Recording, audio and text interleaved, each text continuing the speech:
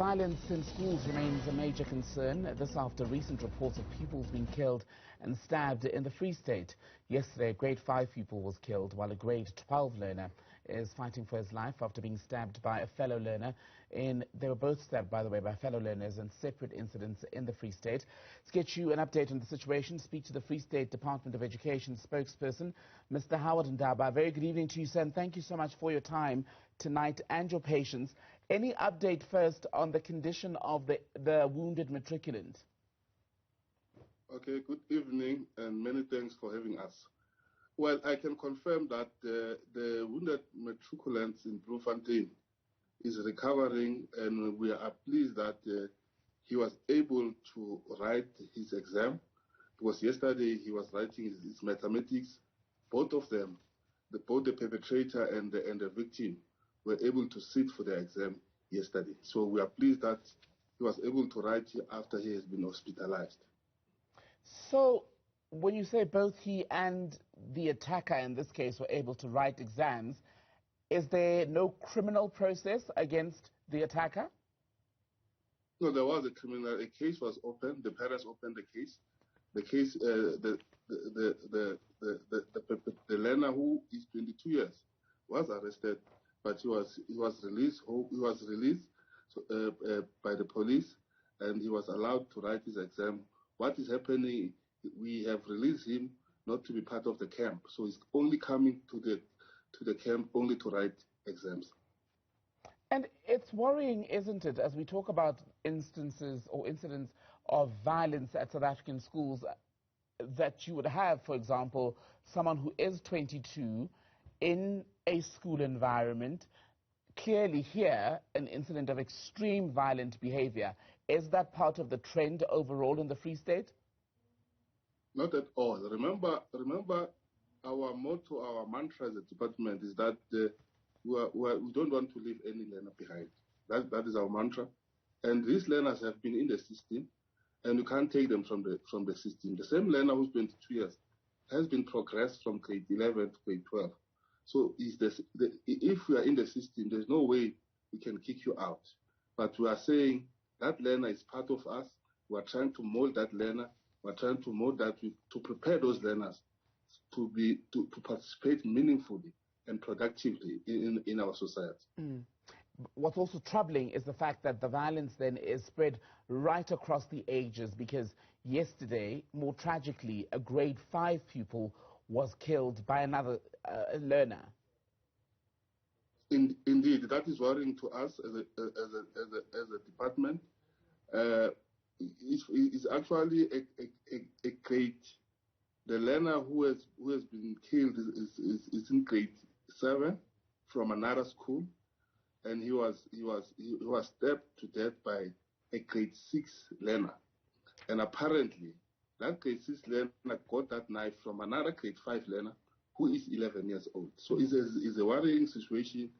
Upon hearing those incidents, we immediately, the MEC, Dr. Tetmahwe and Advocate Malakwan, dispatched us to meet with the school principal to establish what exactly are the facts. So we told that these incidents started at home, where they were playing soccer. There was an issue around the money who was won and so forth. But that is what so far we have up until now. But indeed, it's very worrying. But I think what is also need to be indicated is that we want to. This is a reflection of what is happening in our society.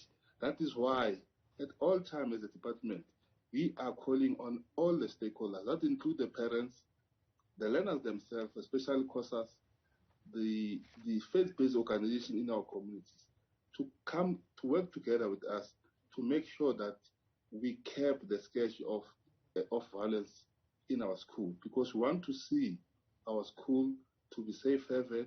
We want to see our school where learners and teachers can feel safe to learn, and teachers can feel safe to teach. And part of making schools safer would be better policing around access to weapons. It's worrying that a pupil would even be able to bring a knife onto school premises. How is that policed regularly in the Free State? Well,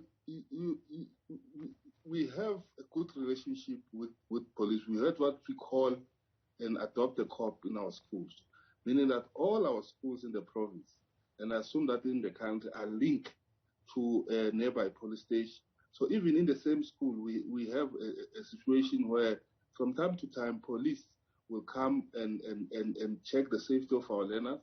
They'll check the safety of our school. In our schools, we have what we call school safety committees, which is a subsection of our ACP, where police are part of that section. We also have social development in that committee. We also have learners in the high school. So the structures are there. All we need to do is to make sure that we activate them, make sure that at all time there's enough supervision, whether in class or outside the class.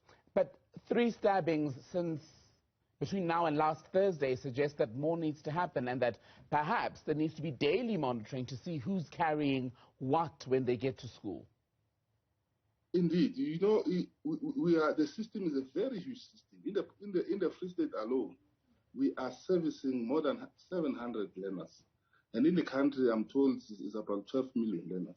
So the system is functioning. All we need to do is we don't need to drop the ball. So that is why at all times we need to be vigilant, even as and when the learners are leaving the school. Because the incident that we're talking about happened just outside the school when the learners were going home.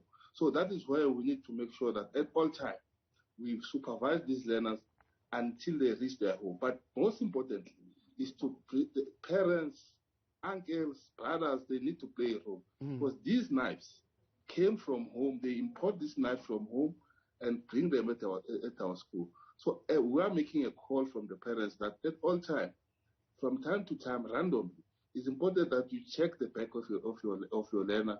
You supervise the behavior of your children, so that this does not become a school issue, but it's a societal issue. And as you rightfully said, that schools are a microcosm of South Africa's violent society. It's a fact. It's proven in the crime stats every quarter in this country. Parents then say when their kids come home, they act normal. There's nothing untoward about their conduct, and therefore parents are often surprised when they hear that their children, for example, are bullies or being bullied in some instances. What are you actively doing to raise that level of awareness where there is constant collaboration between school management and parents and guardians? As I indicated, that in our school, we have school safety team, support team, we have school-based support team, we have adopt a cop, we have recently, you'll know that the deputy minister is having road shows where he's educating not only parents but learners about the danger of bullying, for example, how to detect bullying at an early stage, how to make sure that we respond. Because in most cases, this kind of violence start as a form of bullying. Learners feeling unsafe, those who are weak, they feel unsafe. Because they feel unsafe, they end up bringing those victims so that they protect themselves. But once we detect that at an early stage, obviously, it's a value chain. You cannot do it alone as teachers. You cannot do it alone as parents. You cannot do it alone as learners. So that is why we're also saying, especially at the high school level, you need to bring in your RCLs, you need to bring in your COSAs, your religious-based organizations, so that we work together to really make sure that we build a society that is geared towards development. Mr. Howard Ndaba, spokesperson for the Education Department in the Free State, good to speak to you tonight, sir. Thank you. Thank you, sir.